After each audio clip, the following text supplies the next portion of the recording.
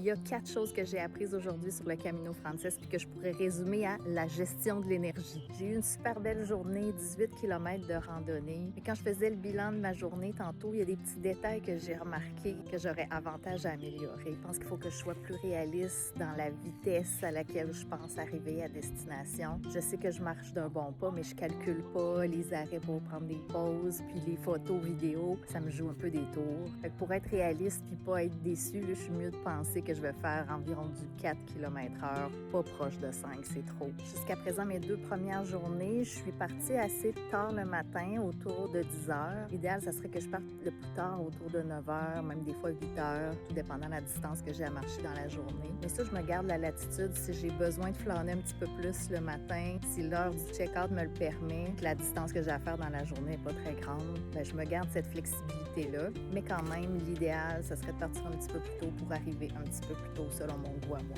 Aussi, j'ai remarqué que quand j'arrête de dîner, si j'ai pas encore accompli la moitié de ma distance, ça vient démotivant un peu puis dur en énergie de continuer après manger, de savoir qu'il en reste autant. Ça, j'ai pas totalement le contrôle parce que ça dépend où les villes et restaurants sont placés dans le chemin. Mais si je suis capable, je vais essayer de manger au moins à la moitié ou un petit peu plus tard. Puis finalement, j'en prends des pauses, mais je remarque que dans la deuxième moitié, c'est plus là où j'ai besoin de mes pauses. L'énergie se fait plus difficile. Fait qu'il faudrait que je les centralise là plutôt que d'en prendre tôt dans le chemin. Puis aussi, me forcer à arrêter un petit peu pour me reposer. Parce que quand je suis tannée puis que j'ai hâte d'arriver, j'ai tendance à continuer. J'ai eu des belles occasions tantôt. Il me restait 2 km à faire. J'aurais pu prendre un 5 minutes de pause. Je suis sûre que ça m'aurait donné l'élan qui me manquait pour finir. Mais j'ai comme fait, non, j'y vais, let's go. Bon, tout s'est bien passé. Là, j'arrive à destination, mais peut-être un peu plus drainée que j'aurais voulu. Fait que ces 4 constats-là m'ont fait tout de suite penser à ma gestion de l'énergie. Je suis habituée de